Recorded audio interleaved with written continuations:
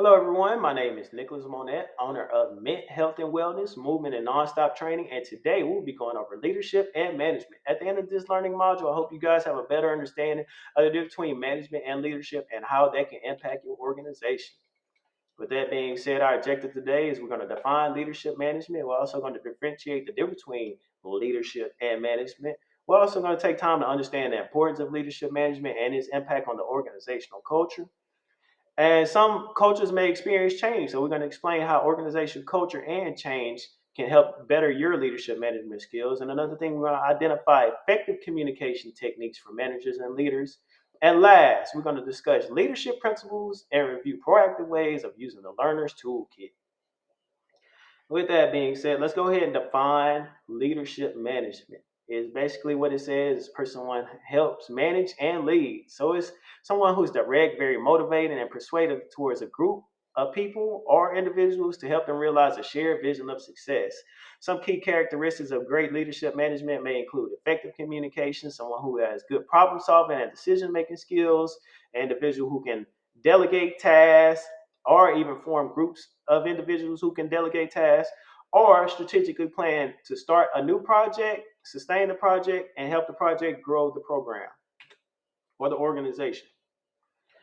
Now, let's differentiate the difference between management and leadership. Management is, I don't want to say boss, but it's someone who can be more, use their authoritative and control to help the organization grow. So it's someone who goes in there and execute and who provides more efficiency for the organization. You may find this person who is being more organized, more direct, and helps, and he also provides more managing resources to help the organization reach their goals. Leadership, on the other hand, is more of your cheerleader style, more of your optimistic person who is very supportive and encouraging. But at the end of the day, they help individuals accept their responsibilities for their tasks. This individual can be very inspiring, motivation, and influencer, or it can be a mentor to your former employees or your new employees. With that being said, let's go ahead and review our understanding of what we learned from management and leadership. Despite that management and leadership are different, both are important for the success of the organization. You may have good managers with bad leadership style. You may have good leaders with poor managing styles. However, each style is appropriately and their approaches can change based on various circumstances. With that being said, I'll leave you with these reflection questions real quick. What are some traits of a good leadership management? And more of a personal question, what are some qualities you should work on in leadership or management? Now let's talk about leadership management and how it impacts your organization. Leadership management is essential to the company's vision, mission, and values. Good leaders, they help encourage and inspire staff to reach their full potential, but they also help staff members make a positive impact on the organization as well. With that being said, as far as the leadership management role, it is your objective to define a clear vision and direction for your employees. So you basically have to help establish objectives and goals that are compelling and encouraging to workers to help them strive to meet their full potential. But also you have to be the type of person to make sure everyone is on the same page, everyone is headed in the same direction. And by ensuring that, that's through clear communication, what we'll touch on later in the learning module. But that's ensuring that everyone is working towards the same goals through clear communication of the vision and the goal. And another thing about good leadership and management styles and impacts is you have to have a development of sense of direction and purpose so that your organization can be successful. With that being said, here are a couple of aspects of good leadership management impacts. You have some people that are very motivational. They give compliments to others. They offer advice and provide positive feedback. They offer fostering a supportive, positive working environment and also respect and value others' work. They also have great decision making skills. They weigh out all the possibilities. They use their best judgment to protect their future. And sometimes it's hard to look at that, but they use their best judgment to better the future for the organization. And with that being said, it also increases trust and confidence in not just your leadership ability, but also trust and confidence with your employees as well. Another thing that impacts your management and leadership role is how you build relationships. Uh, Building positive relationships helps the development of the organization. Whenever you support the development of the organization, you can consider both customers and the employee support. And like I said, it helps build trust and maintain relationships with the organization in general, with both your customers and your employees. Innovation and creativity is a big one and a key one because it helps you stay stay fresh. It helps you stay new. It helps you bring new ideas and it helps you grow. So with innovation and creativity, like I say, some things that can impact your leadership management style with new innovation and creativity, it helps you bring new concepts and new methods to challenge your employees. You know, it helps people think outside of the box to generate new ideas. And lastly, is the most important one, whenever you become creative and innovators, it helps ensure that the business develop a competitive advantage in a growing economy and growing society. Now we're going to talk about organizational culture. With organizational culture, um, you are the person who have to implement the shared values, beliefs, and attitudes within the organization. You have to be the person to make all the decisions, who be the person who make effective communication and have your employees satisfied at the same time. With your decision making skills, sometimes you may have to establish norms and expectations. You may have to review the norms and expectations that already been established. However, your decision making skills is to better the organization culture and bring it about positive change, prioritizing efficiency. Another thing is communication. What we'll touch on later on within this learning module is being open and transparent about your communication. Whenever you be open and transparent about your communication, it helps promote collaboration, innovation within your organizational culture. And lastly, knowing that some fields are doing a having receiving a high turnover rate, employee satisfaction is should be a main priority whenever you're looking at your organizational culture. Employee satisfaction, they need to have high levels of engagement. They need to be motivated. Another thing you need to also do is prioritize their health, their personal development, and their progress within the organization. Now, whenever we talk about resistance to change and bringing in new leadership, as I mentioned, all business will experience change. Therefore, leaders must be willing to embrace and manage the change and be ready to navigate through the resistance. I call this the four C's of change. Communication. First, you got to get out there and you got to communicate everything of what's going on to your employees to let them know what's about to happen. Another thing, you got to have them committed. You have to be committed and you have to encourage them to be committed. And another thing, what we see is a lot of gossip, a lot of back talk, a lot of side talk. You have to correct your employees because you have to still remember you are their leader and they work for you. So you may have some bad apples, but you pull those to the side and you say, hey, look, this is something that we're going to embrace. We're going to manage this change and we're going to navigate this through this resistance. But I don't want you putting out false information about what's going on in this business. And the last one, we have to celebrate change. Sometimes change may not be good for us. Sometimes change may be good for us. But if you are the good leadership manager and you know that this change is going to be effective, you celebrate that change knowing that that is going to be proactive from here on out. You have to understand that, okay, what I just implemented is going to be very effective and we're going to be a successful organization. So you have to celebrate that change. And like I said, with all these going on, you will experience change, but you as the manager have to embrace and manage the change and be ready to navigate through resistance with your employees. Now let's go here and review for our understanding. As I mentioned, organization culture is understanding that leadership, you share values with your employees, which which you hope to flow in a positive way. However, sometimes you may face some changes. And like I say, though some organizations will face challenges and changes, your leadership help navigate through optimism. So for the organization to flourish, you have to be the positive person to say, hey, look, we can do this as an organization. So you have to be the person to be proactive and help be optimistic about the change within the organization. So I'll leave you with these reflection questions with your review for understanding about organizational culture. How does your leadership management style impact the organizational culture? Another personal question, what are some things you do as a leader to prepare for change and employee resistance? Now, the best one, let's talk about effective leadership management and communication because this ties into all the things that we just talked about. Effective communication enables leaders to inspire their employees to help them reach their goals and establish trust, but not just trust, credibility. Now, you as the leader have to do some things with your communication style to make sure that your employees trust you as well. One of the first things that come to mind is active listening. If you be an active listener, that means you need the full attention of the speaker that demonstrates you understand their perspective. Nonverbal cues such as head nodding, making eye contact, and nonverbal cues are all effective ways of being an effective communicator with your employees.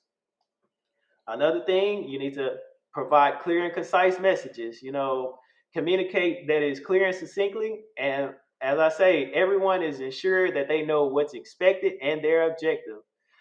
Another one is open communication. Some managers or leaders are very closed-minded and really not optimistic about hearing what everybody else say. But as I mentioned, members should feel at ease with discussing suggestions and criticism about the new changes in the role.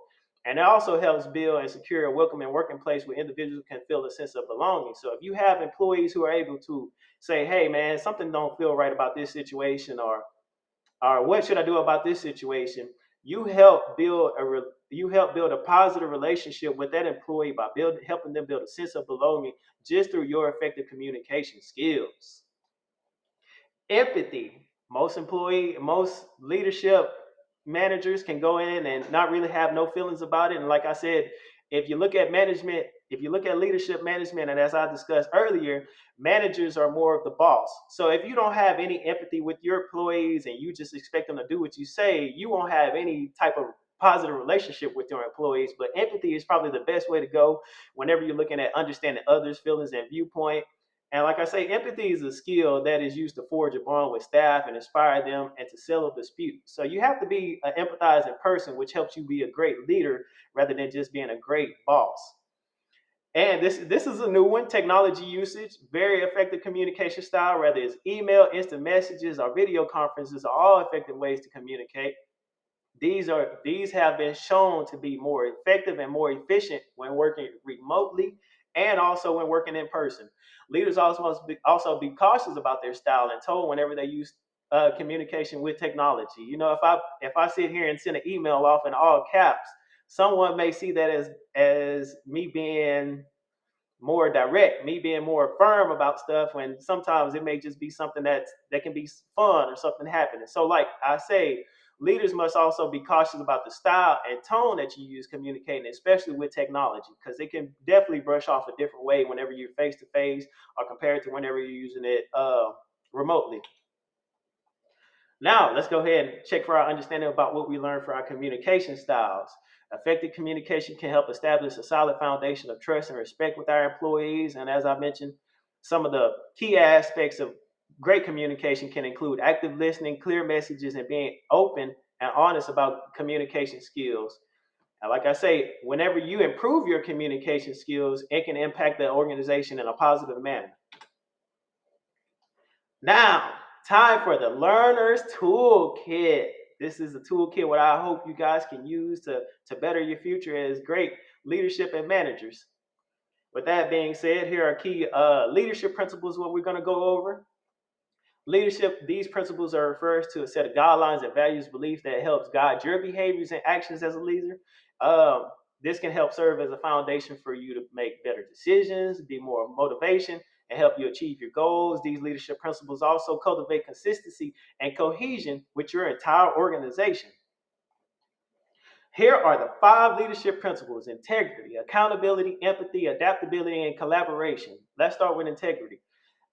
Leadership should always demonstrate honesty, ethics, and morals soundness in their action.